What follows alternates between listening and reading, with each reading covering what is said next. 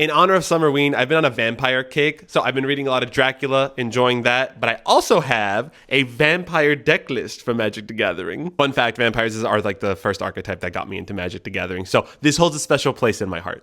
Here's the commander, Big Ed. You love him, you hate him. He's the best commander, I think, for the vampire archetype. It gives you access to 3 colors, really dope commander. Next, I think for value, this is like the biggest thing that really lets vampire succeed, and it's just the lords. You have a bunch of lords that you'll be playing. All of these guys are super good, buff up your vampires, add a lot of pressure, let you have some recursion, and they are just like terrifying when they're on the field. This has like a smaller aristocrat engine. Like a lot of these will be used mostly for sacrificing. All of them are very good in their own thing, and they just cause a lot of pressure on the opponents and just give you some form of life back to play around with other spells that you'll have that kind of just blow up the field.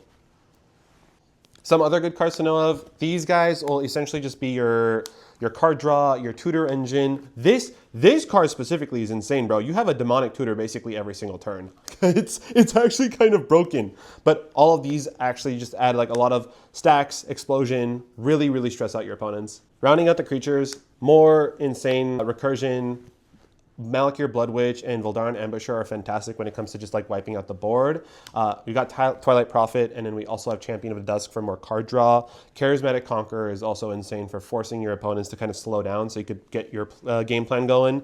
And then we have these 2 guys as the only form of Infinite. I feel like these are a little bit more interactable and more fun to play against than like Sanguine, Exquisite Blood. So this is why I went with this instead of running those enchantments. And then Knight of Ebon Legion because he just looks sick. Next will be artifacts. These are a lot smaller. So we have Soul Ring, Talisman of Conviction, Talisman of Hierarchy, Arcane Signet, Bolas' Citadel because it's insane, Coat of Arms because I like the art of this a lot, and then Skull Clamp. I'm not playing blue, but I like to be a blue player, so I will always have interaction on other people's boards.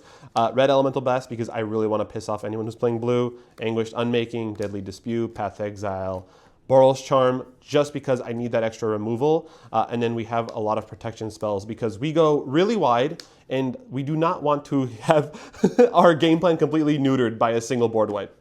Then we got Fire Covenant, Deflecting Swat, and then Wake the Dead. And then for sorcery, this card is insane. In case there is some sort of board wipe, this really just helps us get all of our creatures back, and it makes them twice as scary when everyone thought that they had gotten rid of us, but instead we doubled up on everything. Diabolic Intent, I think, works really well synergistically with this just because we don't really care if we're sacking a creature. Storm's Will or Jessica's Will because insane. Pact of Serpent, we need card draw. Blasphemous Act, we don't care if we board wipe. And then Olivia's Wrath. This is just another fantastic board wipe. For enchantments, we have All Out Assault. This is such a wonderful game ender. I think this just really kind of brings the board to a conclusion. If they can survive this turn, they're definitely not surviving the next turn. Getting an additional combat phase is pretty wild. War Leader's Call, it just goes super well with our lords. We are getting these vampire tokens to like 10/10s. Same thing with Shared Animosity and then Caretaker's Talent. Black Market Connections because I'm scared of not having enough cards, and then Takasha's Welcome because, again, card draw is important in this deck. I don't know if I said this, but I also have Sorin in here because cheating out big vampires, especially because we're playing on a higher curve compared to other Edgar decks, is super clutch. Last will be lands. I've been working really hard. It's still not fully blinged out, but I'm happy so far.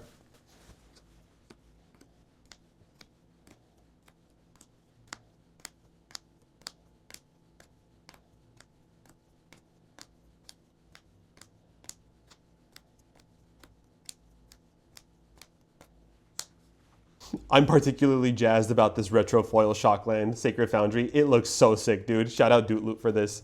And then lastly, these are my tokens. I love using Yu-Gi-Oh! Or Pokemon cards whenever I have the opportunity, so just having these as my vampire tokens is so tight. Also, Wizard of Barge.